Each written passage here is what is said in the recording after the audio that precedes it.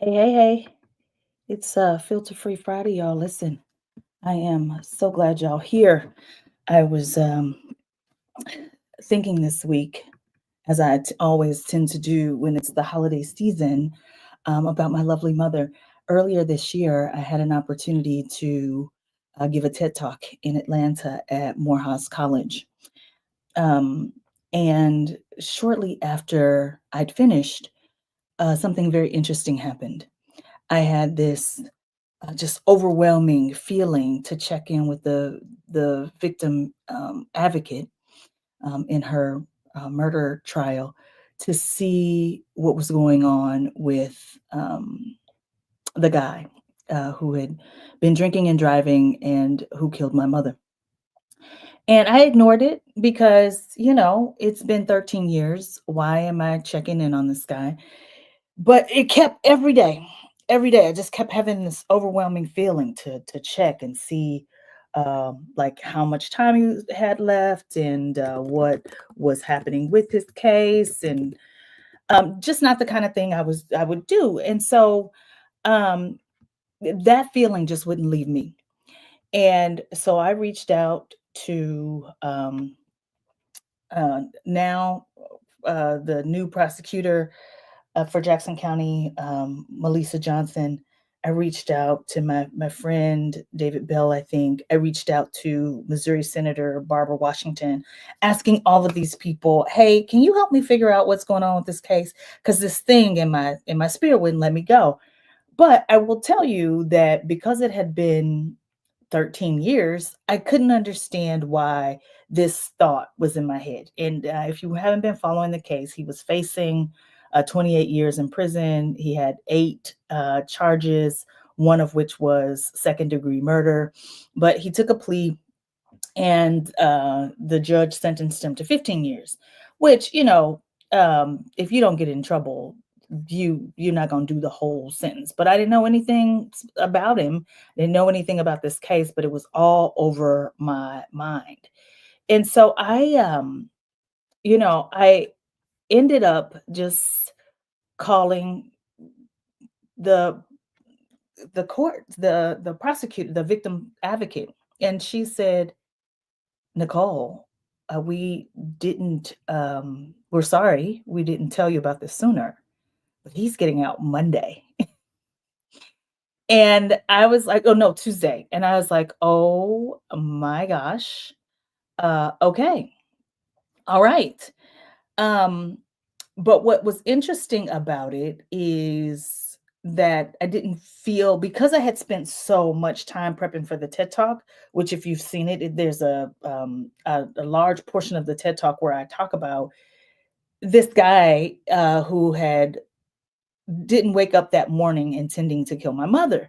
He had a series of things that had happened to him, and then his grandmother died, and that he had been drinking too much and was also high and speeding in a stolen car when he hit her, and and she died that day, but he didn't wake up going, let me kill your mom. And what he had been sentenced to was 15 years in prison, and he had done almost 13 of those 15 years. And that's how the system works. And what I think is interesting is that there were people who felt like he should be in jail forever. And my question has always been, have you ever gotten behind the wheel of a car and you were sleeping? Have you ever been texting while driving? Because the National Highway Traffic Safety Administration is very clear that if you text while driving, you take your eyes off the road, sometimes for up to um, 100 yards, which is the length of a football field. You can do a lot of damage in that time. And I know that when, in 2020, in the height of the pandemic, many people had started to say this thing that it doesn't matter if you intended to harm somebody. What does matter is impact. And I have always balked at that because I think people should be treated differently if they accidentally kill someone while making a poor choice versus if they kill someone and they mean to. And our system in general works that way. And I think we need to really look at, what does it mean when someone has been sentenced, has served their sentence, and then are trying to move on, or be reinstated into society? Which takes me to, I gotta need to draw a picture today. I want you to imagine, when my mother died, by the way, it was 2011, so 13 years ago. But I want you to imagine that in the same week, you've got a person who was convicted of a crime in 2007, right? And you're the hiring manager. You've got another person who was convicted of more than one crime, but in 2024. So this year, okay? One of these people actually went to jail for almost 2 years. I know this because I know people who had seen them in jail. This person not yet sentenced. Okay, so you got two candidates. This person is skilled, like in the elite top 1% in their craft.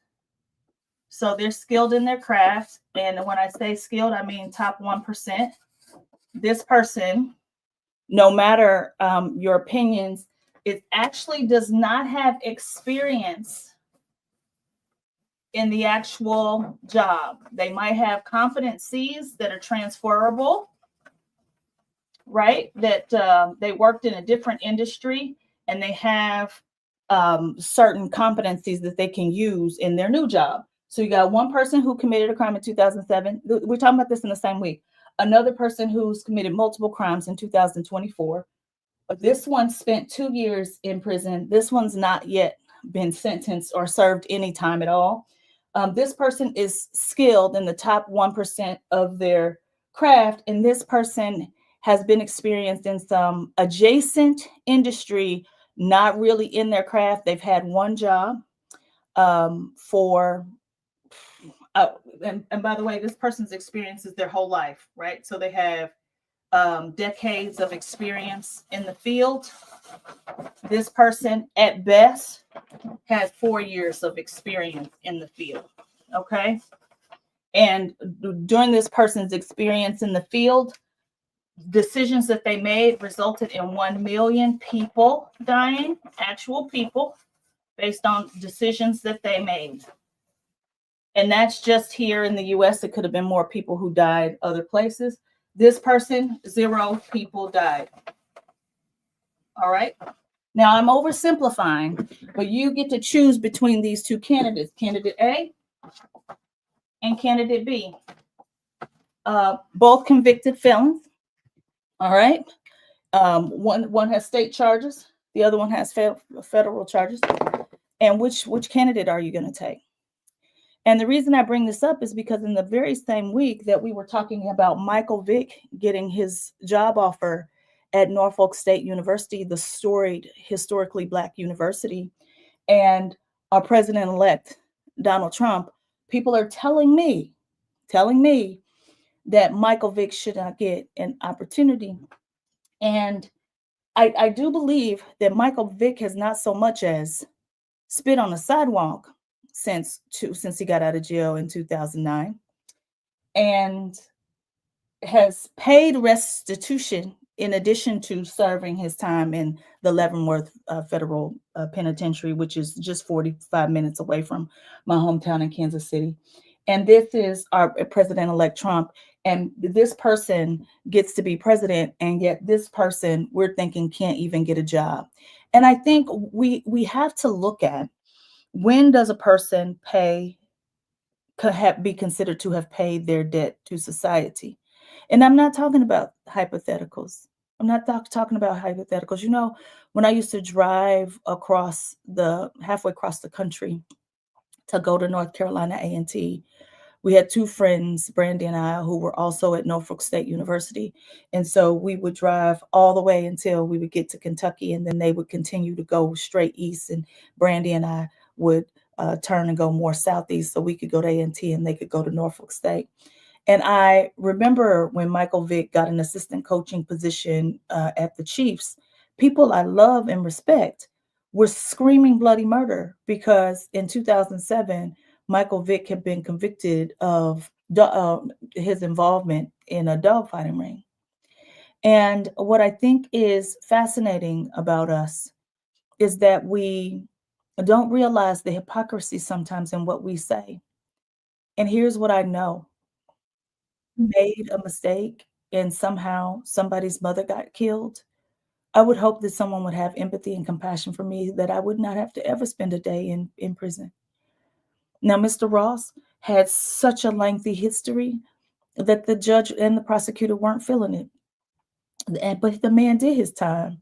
And because he did his time, I have nothing to say about him being out of jail. I'm very grateful that he has an opportunity to be with his family for the holidays. I hope that being in prison has changed his life around, because I can tell you something that only me and God knows. The death of my mother was the catalyst for me to become a better person.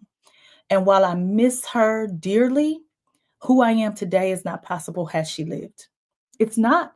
My heart breaking wide open in a way that I could feel emotion, that I can sense people. None of that started before my mom died. About 10 years ago today, one of my best friends, Janelle, passed away, actually yesterday. And another heartbreaking situation that I would argue that there are plenty of people at the hospital who made some bad choices, some bad decisions, but her dying has helped me.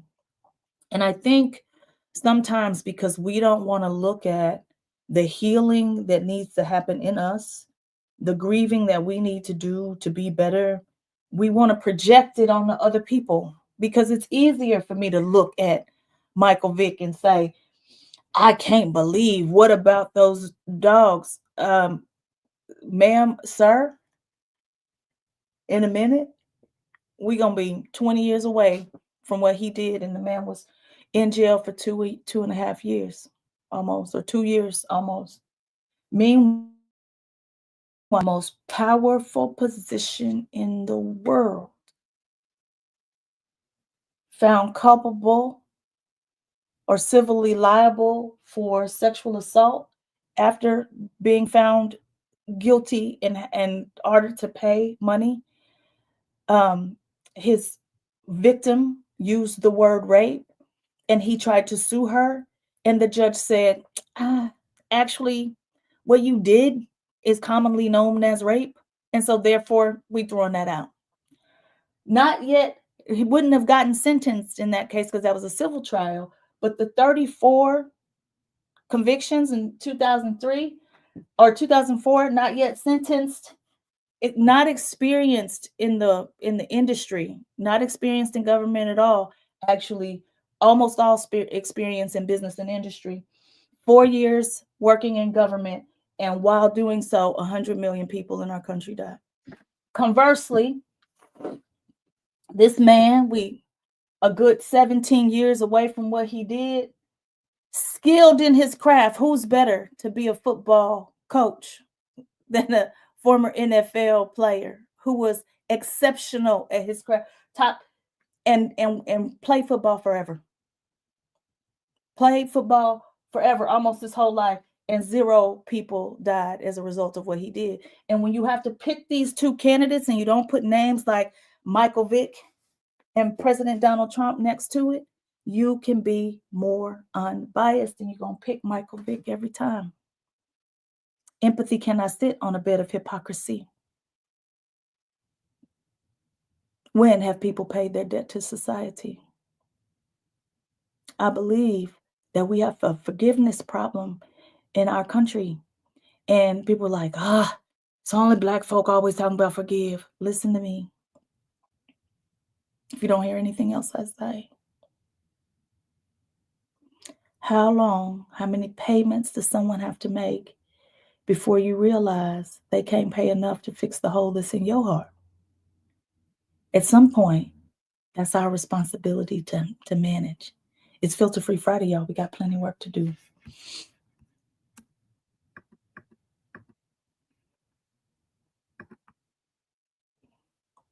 Sorry, y'all was not paying attention, so I missed all these comments today.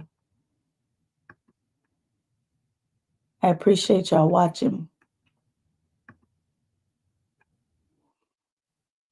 And I will not see you. So if you celebrate Christmas, Merry Christmas. If not, happy holidays. Y'all be safe out there.